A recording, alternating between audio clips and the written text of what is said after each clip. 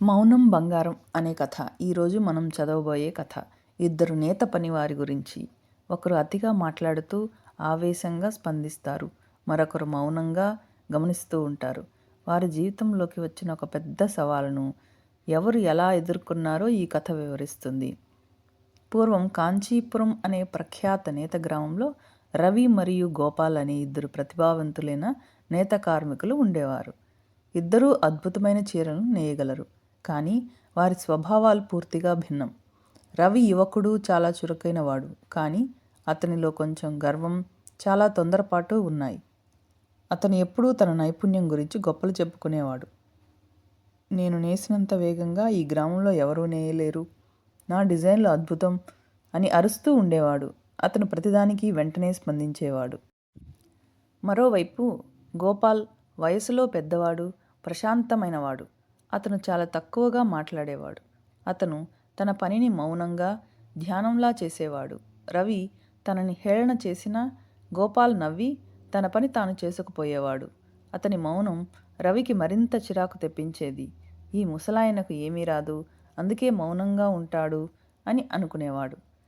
ఒకరోజు ఆ దేశపు మహారాజు గారు ఆ గ్రామానికి ఓ పెద్ద సవాలు విసిరారు. నాకు ఒక అద్భుతమైన వస్త్రం కావాలి. అది గాలిలా తేలికగా ఉండాలి, కానీ ఇనుములా బలంగా ఉండాలి. దానిని ఏనుగుతో లాగించినా చిరగకూడదు. ఈ సవాలుని ఎవరు పూర్తి చేస్తే వారికి నా రాజదర్బారులో ముఖ్యస్థానం, 1000 బంగారు నాణ్యాలు బహుమతి అని ప్రకటించారు. ఈ ప్రకటన వినగానే రవి గట్టిగా నవ్వాడు. గాలిలా తేలికగా, ఇనుములా బలంగానా? అసాధ్యం. కానీ రాజుగారు అడిగారు కాబట్టి నాకంటే బాగా ఎవరూ చేయలేరు. నేను అత్యంత ఖరీదైన పట్టుదారాన్ని ఉపయోగిస్తాను. దాన్ని గట్టిగా నేస్తాను. అదే బలంగా ఉంటుంది అని వెంటనే ప్రకటించాడు. అతను రాజుగారి వద్దకు వెళ్ళి, నాకు వారం రోజులు సమయం ఇవ్వండి. మీరు అడిగిన వస్త్రాన్ని తెచ్చి మీ పాదాల ముందు ఉంచుతాను అని గర్వంగా చెప్పాడు. గోపాల్ మాత్రం సవాలు విన్నప్పటి నుండి మౌనంగా ఉన్నాడు. అతను ఏమీ మాట్లాడకుండా అడవి వైపు నడిచి వెళ్ళాడు.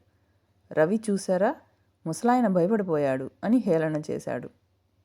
రవి అత్యంత ఖరీదైన పట్టుదారాలను తెప్పించాడు. రాత్రింబవళ్లు కష్టపడి వాటిని గట్టిగా, దట్టంగా నేయడం మొదలుపెట్టాడు. వారం రోజుల్లో ఒక మెరిసిపోతున్న అందమైన పట్టు వస్త్రాన్ని తయారు చేశాడు. అది చాలా బరువుగా ఉంది, కానీ రవి బరువుగా ఉంటేనే బలంగా ఉంటుంది అని సర్ది చెప్పుకున్నాడు. మరోవైపు గోపాల్ అడవిలో ఒక చెట్టు కింద మౌనంగా కూర్చుని ప్రకృతిని గమనిస్తున్నాడు. గాలిలా తేలికగా, ఇనుములా బలంగా అలాంటిది ఏమిటి అని ఆలోచిస్తున్నాడు. అప్పుడే అతని దృష్టి 2 చెట్ల మధ్య ఉన్న ఒక సాలెగూడు మీద పడింది. ఆ సాలెగూడు దారాలు గాలిలో తేలుతున్నంత సన్నగా, తేలికగా ఉన్నాయి. కానీ ఆ గాలికి, వానకు అది చెక్కు చెదరలేదు. ఒక పెద్ద తుమ్మెద వేగంగా వచ్చి ఆ గూటిలో పడి ఎంత గింజుకున్నా ఆ సన్నని దారాలు తెగలేదు. గోపాల్ కళ్ళు మెరిశాయి. దొరికింది సమాధానం. అతను సాలెగూడును క్షుణ్ణంగా పరిశీలించాడు. దాని బలం దారంలో లేదు, అది అల్లిన విధానంలో ఉంది. సాలీడు గూడును ఒక ప్రత్యేకమైన క్రాస్ లింక్ పద్ధతిలో అల్లింది. అది బరువును సమానంగా పంచుతుంది. గోపాల్ వస్తువు ముఖ్యం కాదు, విధానం ముఖ్యం అని గ్రహించాడు. ఇది ఒక అద్భుతమైన పనితనం. అతను ఆశ్రమానికి తిరిగి వచ్చాడు. అతను ఖరీదైన పట్టును వాడలేదు, మామూలు పత్తి దారాన్ని తీసుకున్నాడు. కానీ దానికి ఒక అరుదైన చెట్టు బంకను పూశాడు.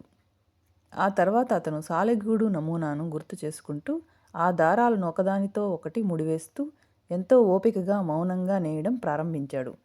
ఆ వస్త్రం చూడటానికి చాలా సాధారణంగా ఉంది, కానీ దాని నిర్మాణం చాలా సంక్లిష్టమైనది. రాజుగారు సభ తీరారు. మొదట రవిని పిలిచారు. రవి తన మెరిసిపోతున్న పట్టు వస్త్రాన్ని గర్వంగా ప్రదర్శించాడు. చూడండి ప్రభు, ఎంత అందంగా ఉందో అన్నాడు. రాజుగారు, ఇది తేలికగా లేదు రవి, చాలా బరువుగా ఉంది. సరే, బలం పరీక్షిద్దాం అన్నారు. 2 భటులు వస్త్రాన్ని చెరొక పక్కన పట్టుకొని లాగారు.